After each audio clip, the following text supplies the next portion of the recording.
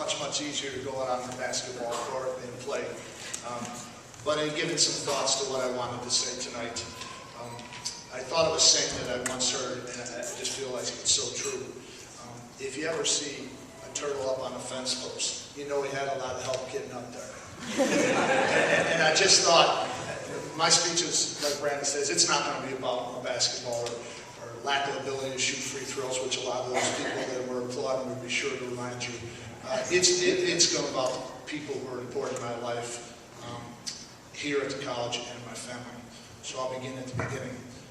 My lovely wife and I, Kathy, met here in my junior year of '76. On July 14th of this year, we'll celebrate our 32nd anniversary.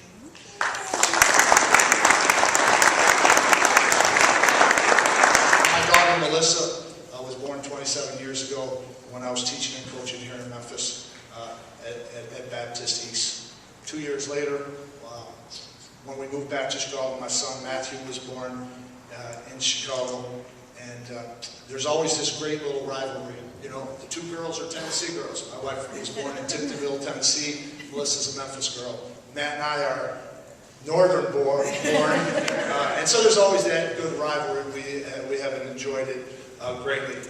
I come from a big family, and families has always been such a huge part of my life. Tonight, I have brothers and sisters, nieces and nephews, brother-in-laws, sister-in-laws, and my niece actually has 3 of her sons here for the big party tomorrow, and my wife tells me that makes them your nephews, my grandnephews. I can't tell you how grateful I am for all of you guys to have made this trip here to share this with me. It means a great deal. Growing up as one of 7, and I have one sister, and then it goes boy, boy, boy, boy, boy, boy. So, you know, my sister had to be very tough. As a matter of fact, recently she called herself the trailblazer. And growing up in a large family, you learn some life lessons very soon. And one of those life lessons is to never miss with the trailblazer. Just don't do that. So my brothers and I learned very early to call her the firstborn and not the oldest. So,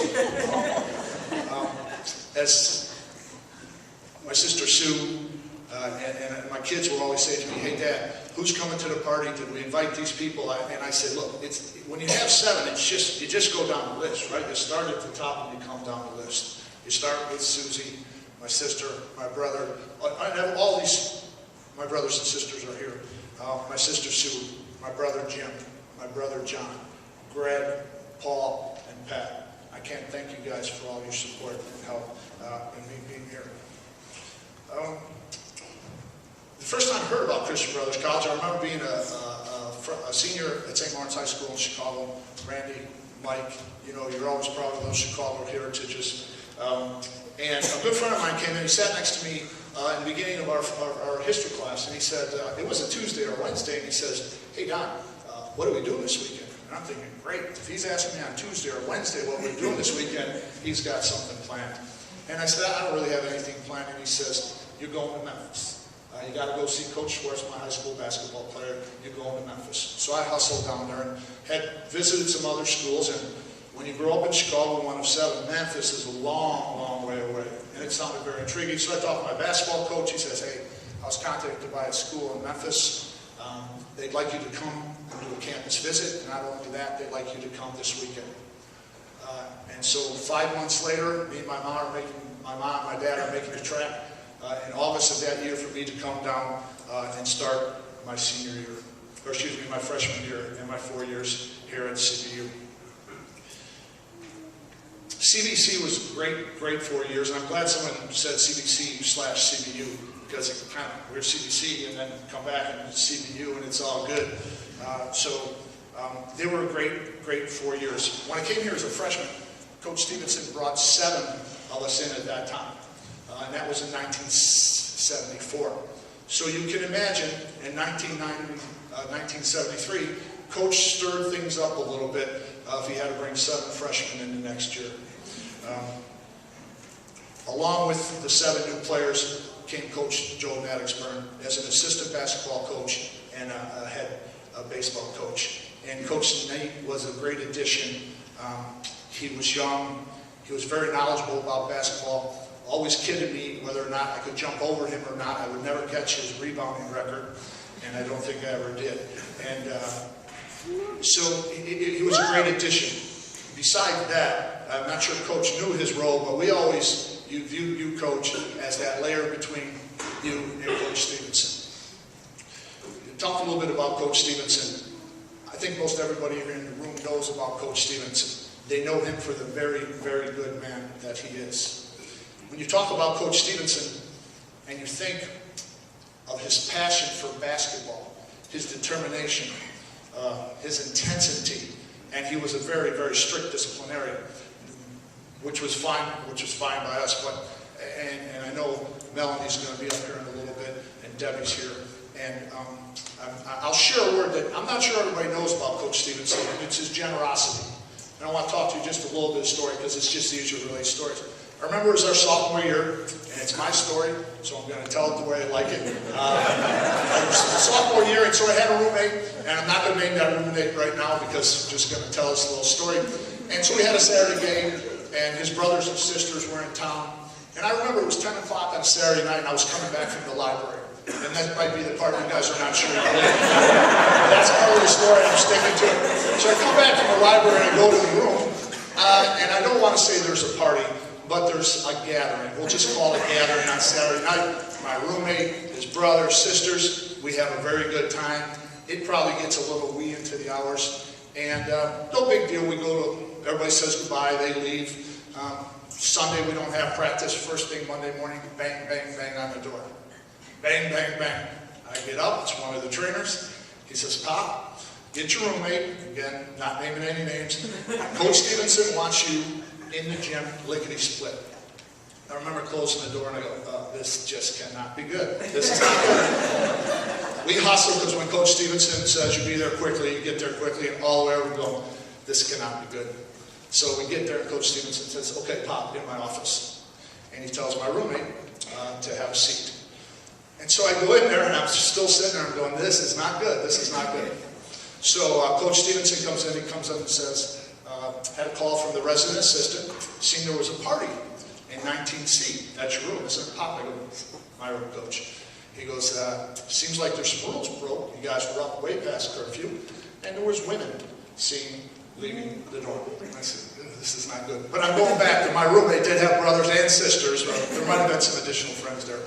So I'm thinking, this is not good. And this is when Coach Stevenson's passion starts to come out. He's getting a little red in the face. His voice is raising, and he says to me out of nowhere, he goes, Pop, how would you like a free bus ride back to Chicago?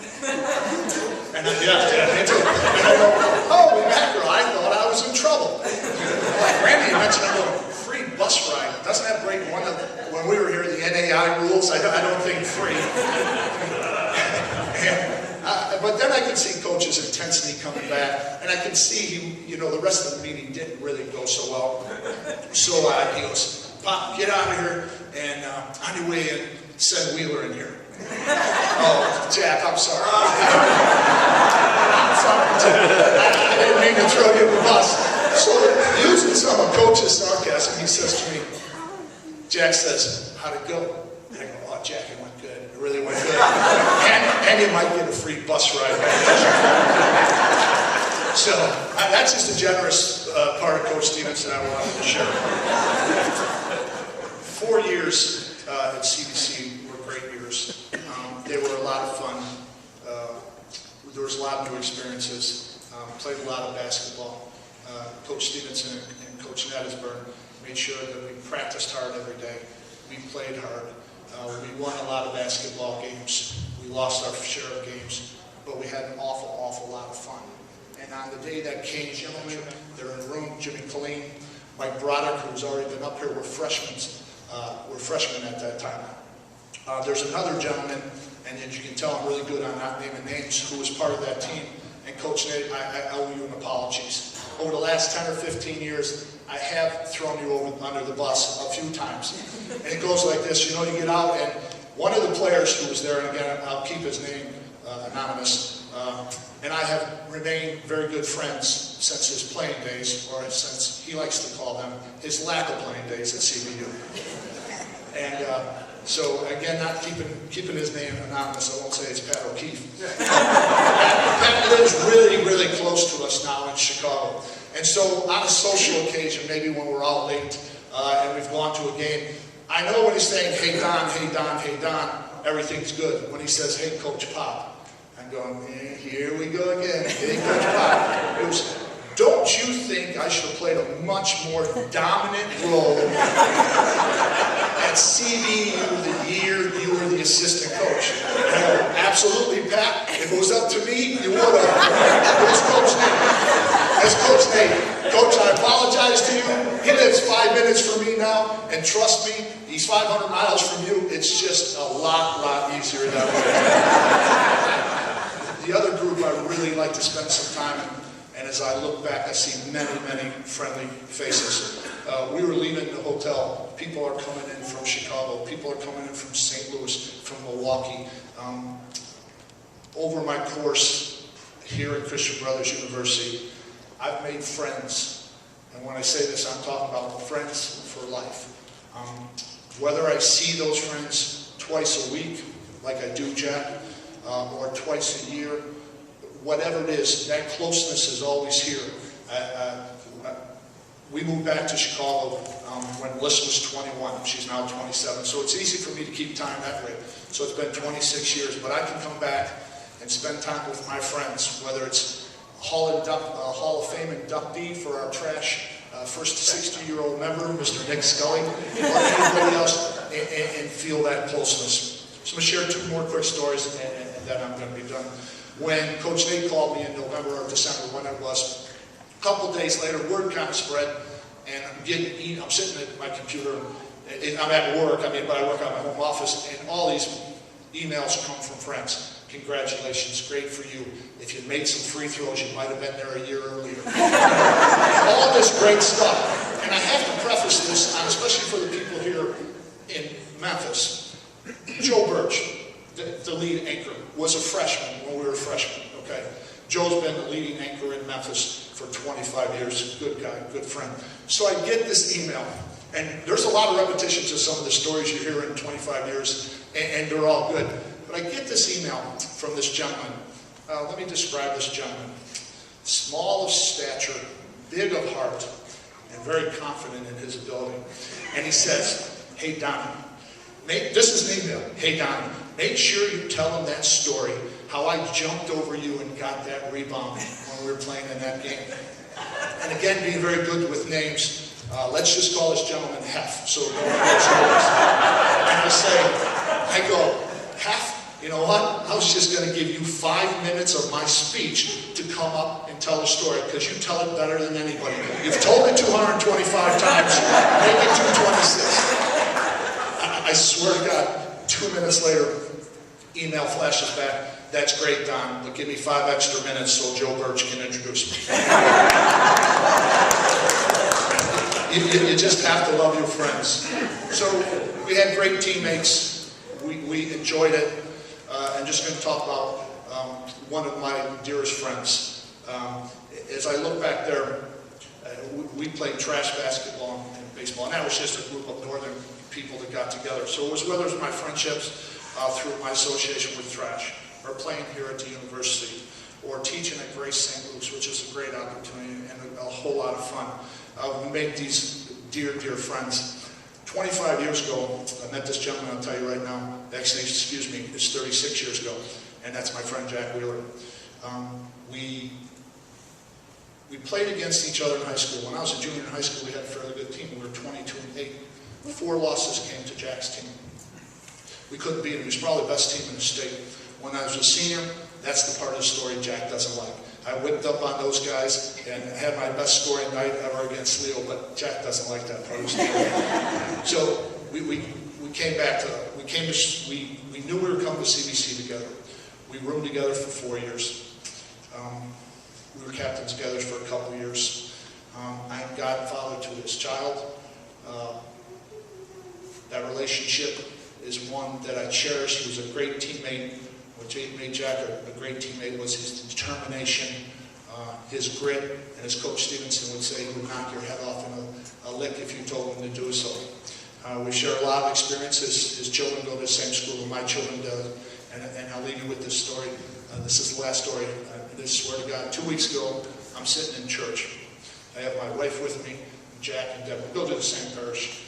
We see each other quite. We worked together for the last 15 years, by the way, so we see each other all the time. So it's the final blessing, and the priest says, okay, we'll all stand, we'll have a final blessing. And it was 2 weeks ago tomorrow. And so I'm standing here with my wife, Jack, and Jack's lovely wife, Debbie. And the priest says, okay, here's the announcements. There's going to be a blood drive, okay, such and such a week. And there's going to be a bake sale, and it's Catholic school weeks. And then the last thing is, and it's quiet, and we're standing there, it's the Knights of Columbus is having a free throw contest. I got my head down a little bit, and I look, and I swear, my wife is kind of going, she's just laughing and laughing. So it's a giggle, so I look at Jack, and Jack's giving the evil eyes. She's like, he's giving her the stare, and she busts into this royal big laugh. So, if you know, as Rodney Dangerfield says, you just don't get any respect, right? I want to thank the faculty and the staff. My relationship with Christian Brothers has been long. I appreciate the opportunity to be here. To my fellow inductees, congratulations so very much. To the first class, and I know that some of you are here as well. Congratulations, and thank you so very much for this honor.